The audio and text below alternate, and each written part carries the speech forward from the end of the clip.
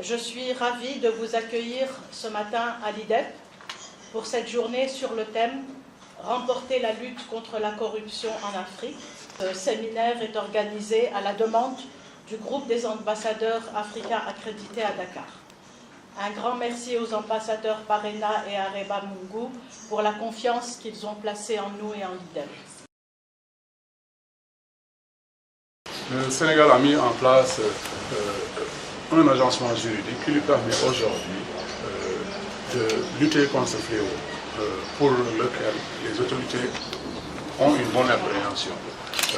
Je pense que la mise en place de la CREI, la mise en place de l'OFNAC, la mise en place également d'autres institutions dédiées à la lutte contre ce phénomène, mais également la collaboration que nous menons, que le gouvernement et les autorités mènent avec la société civile contribuent de manière décisive à lutter contre la corruption.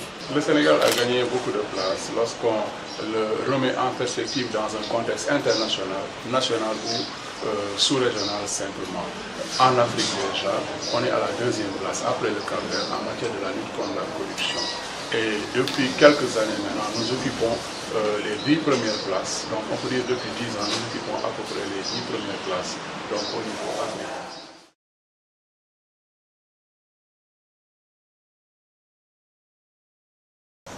Combattre la corruption est en effet un véritable défi de gouvernance et permettrait de lever une entrave à la mobilisation des ressources nécessaires au financement du développement de l'Afrique et ainsi accélérer la réalisation des objectifs de développement et la transformation tels que définis dans les agendas 2030 et 2063. La Commission de l'UA estime qu'autour de 150 milliards de dollars sont soustraits annuellement par la corruption, représentant 25% du PIB. De son côté, le panel de haut niveau mené par le président Mbeki révèle en effet que les flux qui quittent le continent s'élèveraient entre 50 et 80 milliards de dollars américains. Et ceci, de notre point de vue, ne représenterait qu'une estimation basse, tant les données pour les mesurer précisément, aussi bien sur l'ensemble des transactions frauduleuses en cause que sur l'ensemble des pays concernés, fait cruellement défaut.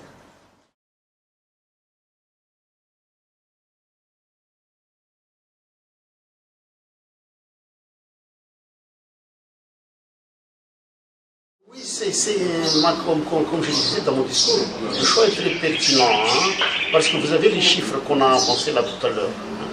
Il y a des pertes de presque 25% du PIB en Afrique, et encore les chiffres sont sous-évalués, qui sont perdus à cause de la corruption, à cause des flux financiers illicites aussi. On a parlé du rapport de Tabouki, on a parlé de presque 80 milliards.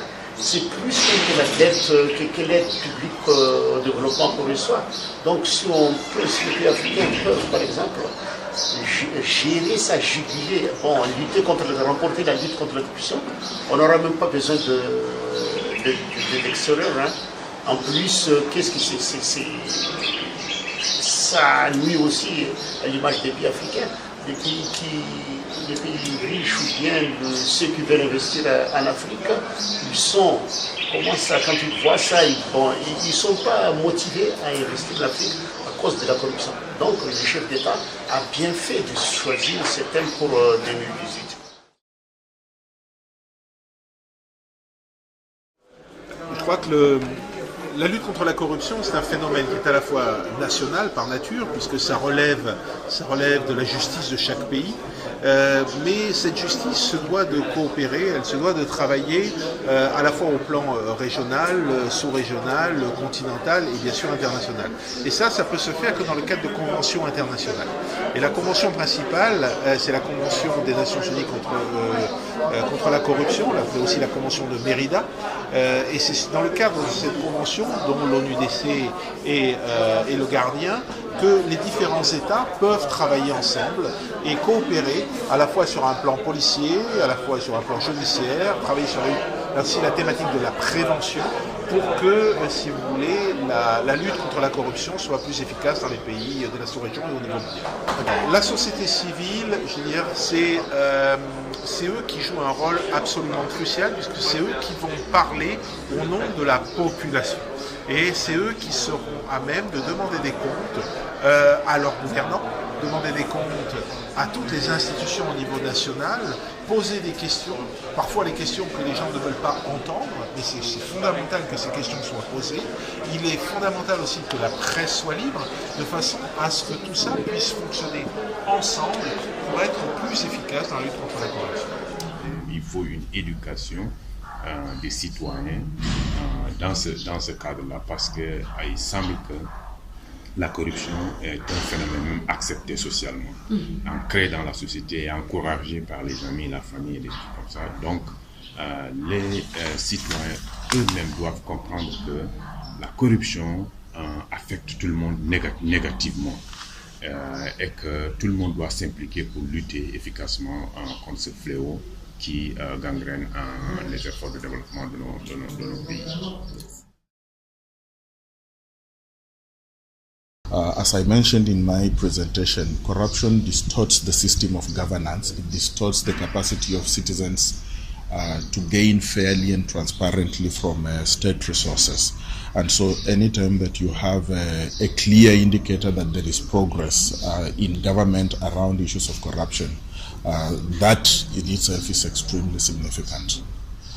So in the context of the discussion around corruption, I think that the amount of research and resources that are available for policymakers from CODESRIA to tackle this challenge is what I think is our contribution to the whole story. Alors j'étais ravi par cette conférence de haut niveau auquel beaucoup de pays d'Afrique ont participé au travers de leurs représentants. Il y avait aussi d'ailleurs l'Union européenne qui était là et d'autres pays. Donc s'y montre l'engagement. La lutte contre la corruption est quelque chose qui ne peut se faire qu'ensemble. Et la présence de toutes ces personnes dans cette salle aujourd'hui a montré l'engagement des différents pays et cette volonté de lutter ensemble.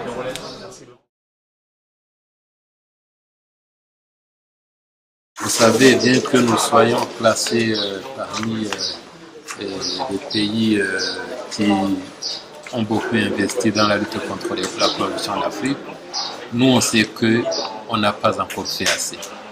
La lutte, le combat continue. Il faudrait que la corruption et tout ce qui a trait à la corruption disparaissent complètement de notre société. C'est un combat pour nous tous, nous les Rwandais et nous tous les Africains. Et d'ailleurs, c'est un fléau mondial. Nous devons donc tous être interpellés, nous devons nous tous nous battre pour éradiquer ce fléau. Aucun seul pays ne peut avancer seul.